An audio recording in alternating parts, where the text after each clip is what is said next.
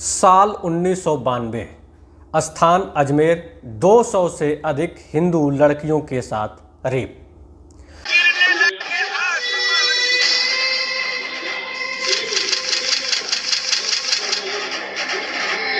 दो चार लड़कियों को पहले परेशान किया और उनको फिर एक मोहरा बना लिया। कौन कौन लोग आरोपी थे इस कांड में? किस तरह लड़कियों को शिकार बनाया गया? कहां तक पहुंचा केस? क्या हुआ आरोपियों के साथ? आज के वीडियो में हम विस्तार से बताएंगे। अजमेर में पॉक्सो कोर्ट में 50 साल की एक महिला रो पड़ी। भरी अदालत में चिल्लाते हुए उसने कहा, 30 साल हो गए, मैं अब दादी हूं, मुझे अकेला छोड़ दो। कब तक बताती रहूंगी कि 30 साल पहले मेरे साथ क्या हुआ, किस ने किस तरह से मेरे साथ किया। इससे 1 साल पहले पॉक्सो कोर्ट में एक महिला ने 4 आरोपियों की पहचान की थी, जिन्होंने 30 साल पहले उसके साथ सामूहिक रेप किया था। 5वें को पहचानने में कुछ परेशानी हुई, फिर बोली, अरे इस भैया ने भी रेप किया था। दोनों ही मौके पर सन्न रह गई थी अदालत। आखिर कौन है ये महिलाएं और क्यों सालों बाद दादी नानी के रूप में गवाही देने को मजबूर है? 2001 में ऐसी ही एक अन्य महिला ने हाई कोर्ट में 5 रेपिस्टों को पहचाना था, लेकिन 2005 के बाद अचानक गायब हो गई। आज भी वह कहाँ है पता नहीं। पुलिस उसका पता क्यों नहीं लगा पाई, यह भी पता नहीं। ये महिलाएं उन करीब 200 महिलाओं में शामिल हैं जिनकी उम्र 1992 में 17 से 20 साल के बीच हुआ करती थी। कोई स्कूल में थी तो कोई कॉलेज में थी। ये सभी ब्लैकमेलिंग की शिकार हुई। इन सब की नग्न तस्वीरें उतारी गईं, वीडियो बनाई गई और महीनों तक किया गया यौन शोषण। यह सिलसिला कैसे शुरू हुआ? अजमेर के एक प्रतिष्ठित स्कूल की 9वीं कक्षा की लड़की की दिलचस्पी थी राजनीति में। उसकी जान पहचान यूथ कांग्रेस की अजमेर इकाई के कुछ युवा नेताओं से हुई। उन लोगों ने राजनीति के गुर सिखाने के बहाने उस लड़की को एक नेता के फार्म हाउस में ले जाकर रेप किया। खींची गई नंगी तस्वीरों और वीडियो के बल पर उसे ब्लैकमेल किया गया कि वह अपने सहेलियों से उनकी जान पहचान करा दे। इसके बाद सहेली दर सहेली, तस्वीर दर तस्वीर, वीडियो दर वीडियो और सिलसिला यूं ही चलता रहा। बताया जाता है कि यह सिलसिला महीनों तक चलता रहा। लड़कियों की तादाद 200 तक पहुंच गई। इनको भी बंगले में, कभी फार्म हाउस में तो कभी पोल्ट्री फार्म में बुलाया जाता।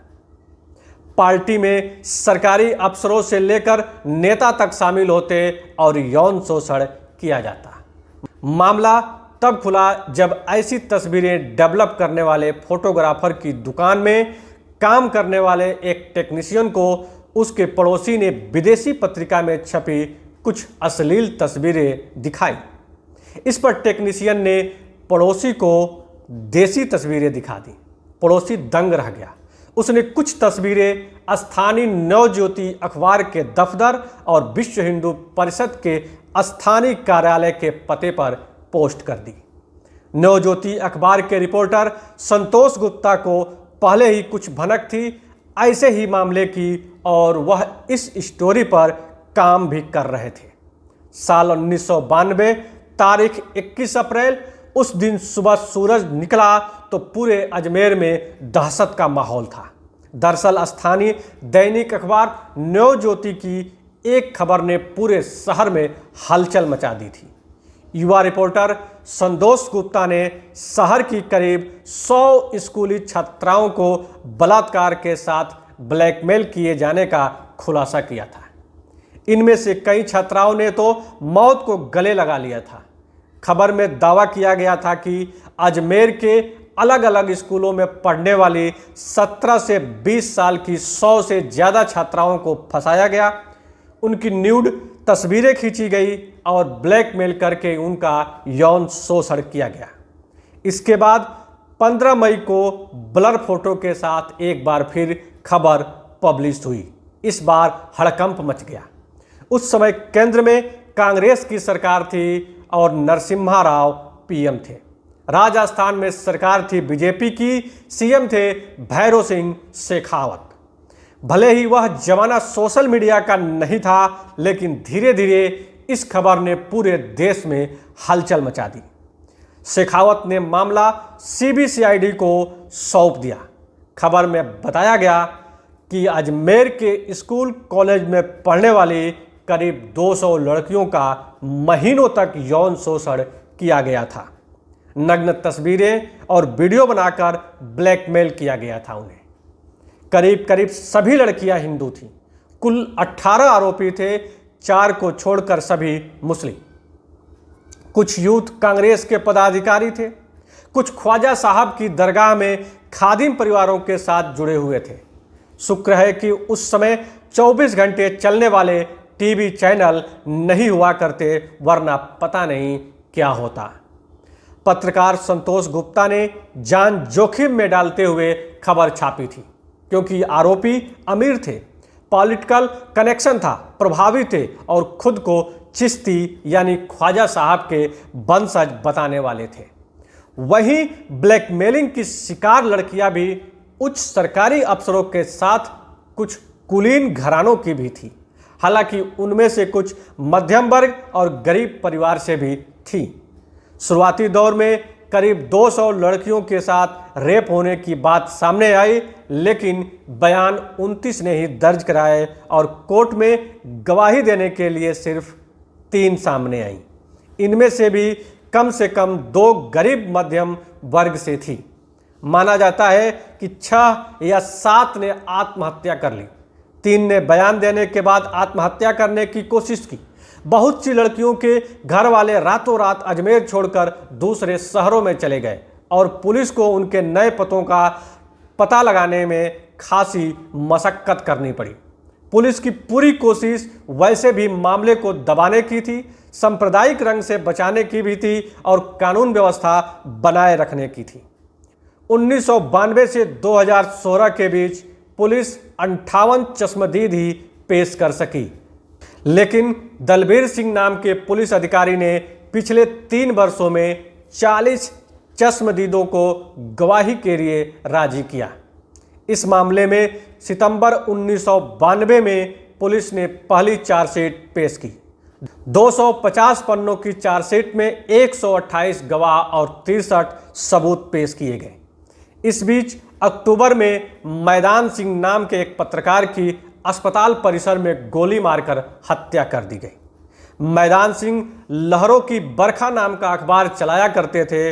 उन्होंने अपने खबर में कांग्रेस नेता और पूर्व विधायक को भी रेप करने में शरीक बताया था। 1992 में केस की सुनवाई शुरू हुई और 6 साल बाद सेशन कोर्ट ने 1998 में 18 में से 8 को उम्र कैद की सजा सुनाई। एक आरोपी फरार हो गया, जो अभी तक फरार है। उसके खिलाफ सीबीआई ने रेड कॉर्नर नोटिस जारी कर रखा है। एक सिजोफ्रेनिया का शिकार हो गया, जो कोर्ट ने जेल में काटे दिनों की सजा को ही मानते हुए रिहा कर दिया। Session court, Rajasthan high court, supreme court, fast track court, महिला अत्याचार मामलों की सुनवाई के स्पेशल कोर्ट और अब पॉक्सो कोर्ट। इस दौरान 12 सरकारी वकील बदल गए, 30 थानेदार बदल गए, 1 दर्जन से ज़्यादा नए एसपी आए और गए, लेकिन मुकदमा अब भी चल रहा है। एक आरोपी ने इस बीच जमानत पर छूटने के बाद आत्महत्या कर ली थी। फिलहाल 6 के खिलाफ मामला चल रहा है और वो 2 महिलाएं अब भी गवाही के लिए आ रही हैं। इनमें से एक की हिम्मत की सराहना खुद राजस्थान हाई कोर्ट ने 2001 में की थी, जब भरी अदालत में उस महिला ने 5 आरोपियों की पहचान की थी। अब आप ही बताइए, क्या इस कांड पर बनने वाली किसी भी फिल्म या डॉक्यूमेंट्री का यह कहकर विरोध किया जाना चाहिए कि इसमें ख्वाजा साहब की नगरी बदनाम हो रही है? बदनाम तो उन लड़कों ने किया जिन्होंने 30 साल पहले लड़कियों की मजबूरी का फायदा उठाया, पुलिस पर राजनीतिक दबाव डलवाया, मामले को कानून व्यवस्था से जोड़कर पुलिस प्रशासन को जांच में ढिलाई के लिए मजबूर किया और आज भी आरोपी बड़ी शान से घूम रहे हैं, जमानत पर रिहा हैं। कौन थे गुनाहगार? इस कांड का असली गुनाहगार कांग्रेस नेता और अजमेर शरीफ दरगाह का खादिम था। खादिम फारूक चिश्ती, तत्कालीन यूथ कांग्रेस का जिला अध्यक्ष। खादिम अनवर चिश्ती, तत्कालीन यूथ कांग्रेस का जिला ज्वाइंट सेक्रेटरी। खादिम नफीस चिश्ती, तत्कालीन यूथ कांग्रेस का जिला वाइस प्रेसिडेंट।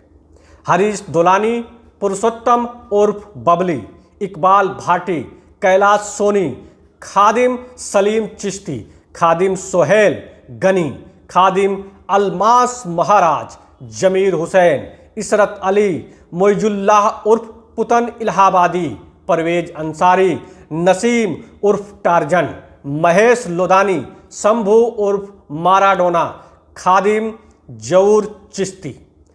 चिश्ती उपनाम वाले सभी आरोपी दरगाह ख्वाजा मोइनुद्दीन चिश्ती अजमेर शरीफ के खादिम यानी कि सेवक हैं, जो कि खादिमों की संस्था अंजुमन सैयद जादगान के सदस्य भी हैं।